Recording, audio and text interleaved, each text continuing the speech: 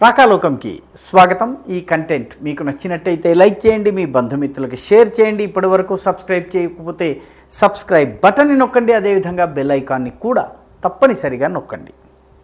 మిత్రులారా, మాల్దీవ్స్ దేశాధినేత మొహమ్మద్ ముయిజు స్వరం మారుతోంది. 2-3 నెలల క్రితం వరకు ఆయన ఇండియా అవుట్ అన్నటువంటి నినాదం ఆధారంగా తన దేశంలో రాజకీయాలు చేశారు, ఎన్నికల్లో విజయం సాధించారు. భారతదేశానికి చెందినటువంటి 57 మంది సైనికులు మాల్దీవ్స్లో ఉండడాన్ని ఆయన వ్యతిరేకించారు. ఎంత వ్యతిరేకించారంటే, ఈ మాల్దీవ్స్లో ఉన్నటువంటి భారతీయ సైనికులు పూర్తిగా వెళ్ళిపోతేనే మాల్దీవ్స్ బాగుపడుతుంది, వీళ్లను పంపించేస్తాను, నాకు ఓటు వేయండి అని ప్రజలలో భారత వ్యతిరేకతను పెంచి పోషించాడు. ఇండియా అవుట్ పేరిట ఆయన చాలా పెద్ద ఎత్తున ఉద్యమాన్ని నిర్వహించాడు. ఆ ఉద్యమము ప్రభావంలో పడి అక్కడి ప్రజలు ఆయనకు ఓటు వేశారు, ఆయన అధికారంలోకి వచ్చారు. ఆ తర్వాత ఇదే నినాదాన్ని, ఇదే స్లోగన్ని ముందుకు తీసుకెళ్ళి పార్లమెంట్ ఎలక్షన్స్లో కూడాను తన పార్టీకి పూర్తి మెజారిటీ సంపాదించాడు. సో ముయిజు ఒక రకంగా చెప్పాలన్నట్టయితే ఇప్పుడు సర్వం సహాధికారి. ఆయనకు ఈ పార్లమెంటు మద్దతు ఉంది, ప్రజల మద్దతు ఉంది. భారతదేశానికి చెందినటువంటి 57 మంది విమాన సిబ్బంది ఎవరైతే ఉన్నారో విమాన సిబ్బందిని వెళ్ళిపోమన్నారు. అదేవిధంగా భారతదేశం ఇచ్చినటువంటి గిఫ్ట్గా ఇచ్చినటువంటి డోర్నియర్ విమానాలను కూడా తీసుకువెళ్ళిపోమన్నారు. అసలు భారతదేశంతో ఎటువంటి లావాదేవీ మాకు అక్కర్లేదు, మాకు చైనా ఉంది అన్నిటికీ అన్నటువంటి ధోరణిని మహమ్మద్ ముయిజు ప్రదర్శించారు. ఇప్పుడు నెమ్మదిగా మహమ్మద్ ముయిజు గారికి తత్వం బోధపడుతోంది. నెమ్మదిగా భారతదేశాన్ని బుజ్జగించేందుకు, భారతదేశానికి చేరువయ్యేందుకు, భారతదేశంతో మళ్ళీ జత కట్టేందుకు ఆయన ప్రయత్నిస్తున్నారు. ఇటీవల మాలేలో జరిగినటువంటి ఒక సభలో మాట్లాడుతూ భారతదేశం నిజంగా ట్రైడ్ అండ్ టెస్టెడ్ ఫ్రెండ్, అన్ని రకాల పరీక్షలకు తట్టుకుని భారత మాల్దీవ్స్ స్నేహం నిలబడింది. భారతదేశం ఏ సమస్య వచ్చినా కూడా అందరికన్నా ముందు స్పందించి సాయం చేస్తుంది. India is the first responder అని చెప్పి ఆయన అన్నారు. ఒక మామూలు కార్యక్రమంలో భారతదేశాన్ని ఇంతగా పొగడడం, ఇంతగా గుణగానం చేయడానికి కారణం ఏమిటి? కారణం ఏంటంటే, ఒక్కసారి మాల్దీవ్స్లో ఉన్నటువంటి భారతీయుల్ని పంపించిన తరువాత సమస్యలు ప్రారంభమైనాయి. భారతీయులు మాల్దీవ్స్కి టూరిజం వెళ్ళడానికి, పర్యటనకు వెళ్ళటానికి ఇష్టపడటం లేదు. మాల్దీవ్స్ 2-3 సార్లు భారతదేశంలో రోడ్ షోలు నిర్వహించింది. టూరిజం మినిస్టర్ వచ్చి ప్రకటనలు గుప్పించాడు, మన ప్రభుత్వంతో మాట్లాడాడు. ఎన్ని చేసినప్పటికీ సర్వసాధారణ ప్రజానీకం మాల్దీవ్స్కి వెళ్ళటానికి ఇష్టపడటం లేదు, లక్షద్వీప్కి వెళ్ళడానికి ఇష్టపడుతోంది. నెమ్మదిగా టూరిజం నుంచి వచ్చే ఆదాయం తగ్గిపోతుంది. దీనితో పాటు రెండవ సమస్య ఏంటంటే, ఈ డోర్నియర్ విమానాలను రద్దు చేసిన తరువాత, అదేవిధంగా ఇండియన్ జవాన్లను పంపించేసిన తరువాత మాల్దీవ్స్లో అక్కడక్కడ విసిరేసినట్టుగా ఉన్నటువంటి ద్వీపాలలో ఎవరన్నా అనారోగ్యం బారిన పడితే వారిని విమానం ద్వారా తీసుకుని మాలేలో ఉన్నటువంటి మెయిన్ హాస్పిటల్కి తీసుకుని రావాలి. ఇప్పుడు మాలేలో ఉన్నటువంటి సిబ్బందికి విమానాలు నడపటం చేత కాదు. దానితోటి రోగులను తరలించడంలో ఆలస్యం జరిగిన కారణంగా 2 రోగులు మరణించారు. దీంతో ఒక్కసారిగా నిరసనలు వెల్లువెత్తడం మొదలుపెట్టినాయి. ఇంతవరకు భారత జవాన్లు ఉన్నంత వరకు, డోర్నియర్స్ ఉన్నంత కాలము మనకి ఈ సమస్య రాలేదు. క్షణాల్లో ఆసుపత్రికి తీసుకువెళ్ళారు. అక్కడ కూడా సమస్య పరిష్కారం కాకపోయినట్టయితే కొచ్చికి తీసుకెళ్ళేటటువంటి ఏర్పాటు ఉండేది. ఇప్పుడు అవన్నీ కూడా ఆగిపోయినాయి. ప్రజలకు నష్టం జరుగుతోందని చెప్పి ప్రజల నుంచి తిరుగుబాటు రావడం మొదలుపెట్టింది. మాల్దీవ్స్ ప్రభుత్వానికి కూడాను, ముయిజుకి కూడాను ఇప్పుడు ఇది అర్థమైంది. కాబట్టి వైద్య సేవల్లో భారతదేశం కావాలి. మూడవది, వాళ్ళకి భారతదేశంతో ఫ్రీ ట్రేడ్ అగ్రిమెంట్ కావాలి, స్వేచ్ఛ వాణిజ్యం చేసుకునేటటువంటి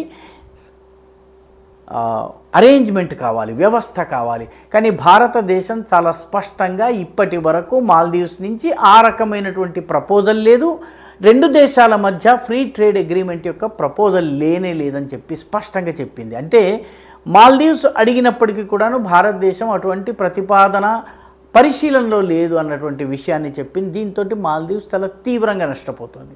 భారతదేశం నుంచి సరుకులు తెచ్చుకోవచ్చు, ఇప్పటికీ కూడాను చాలా దిగుమతులు భారతదేశం నుంచే వస్తాయి.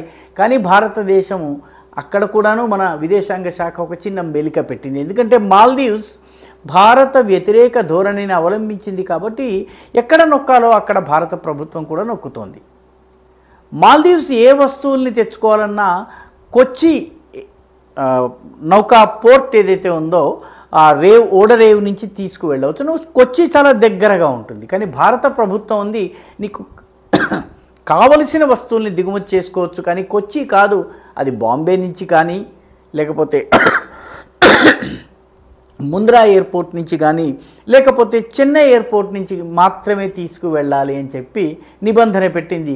దీనివల్ల ఇంధనం ఖర్చు పెరుగుతుంది, రవాణా ఖర్చు పెరుగుతుంది, దీనివల్ల మాల్దీవ్స్లో ధరలు పెరుగుతాయి.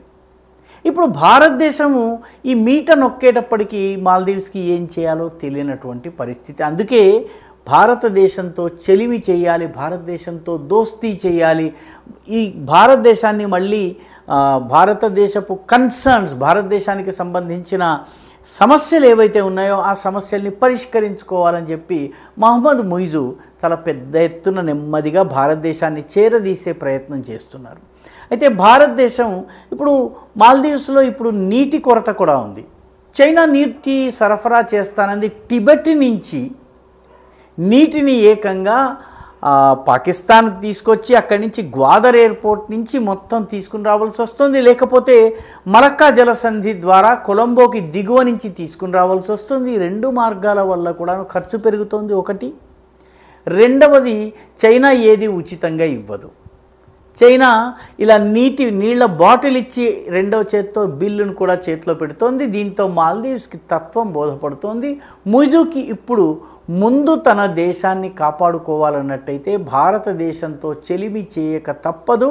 భారతదేశం యొక్క ఆందోళనలు కానీ దాని సమస్యలు కానీ వాటిని కూడా పరిగణనలోకి తీసుకోక తప్పదు అన్నది అర్థమవుతోంది. అందుకనే ఆయన మోదీ పదవీ ప్రమాణ స్వీకారానికి పిలిచిందే తడవుగా వచ్చారు. మోదీకి అతి దగ్గరగా కూర్చుని ఆయనతో మాట్లాడేటటువంటి ప్రయత్నం చేశారు.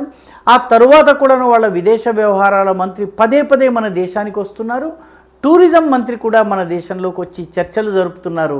ఎందుకంటే నెమ్మదిగా భారతదేశపు సివిలియన్స్ గనక హెలికాప్టర్లు నడిపించిన, విమానాలు నడిపించి రోగులను ఆసుపత్రులకు తీసుకెళ్తే మాకు ఎటువంటి ఇబ్బంది లేదు, మేము స్వాగతిస్తామని కూడా చెప్తున్నారు. అంటే మాల్దీవ్స్కి నెమ్మదిగా తత్వం బోధపడుతోంది. భారతదేశంతో వైరము గనక పెట్టుకున్నట్లయితే ఎటువంటి నష్టాలు ఉంటాయన్నది ఇప్పుడిప్పుడే అర్థమవుతోంది. ఈసారి బడ్జెట్లో కూడాను భారతదేశం మాల్దీవ్స్కి చేసే సహాయంలో 40% కోత పెట్టింది. 40% కోత అంటే మాల్దీవ్స్ వంటి చిన్న దేశానికి ఇది ఒక రకంగా చాలా పెద్ద దెబ్బ అవుతుంది. దీంతో మహమ్మద్ ముయిజు స్వరం మార్చారు. భారతదేశంతో దోస్తీ కావాలంటున్నారు. భారతదేశపు సివిలియన్స్ మాకు వచ్చి మా విమానాలను నడిపించి రోగులను ఆసుపత్రులకు చేర్చాలంటున్నారు. అదేవిధంగా భారతీయ టూరిస్టులు వస్తే తప్ప మా దేశ ఆర్థిక వ్యవస్థ మెరుగుపడదు అని చెప్పి ఆయన ఇప్పుడు చెప్తున్నారు. ఈ వీడియో మీకు నచ్చినట్టయితే లైక్ చేయండి, షేర్ చేయండి, ఈ ఛానల్కు సబ్స్క్రైబ్ చేయండి. మీ అభిప్రాయాన్ని కమెంట్ల రూపంలో తప్పనిసరిగా పంపించండి.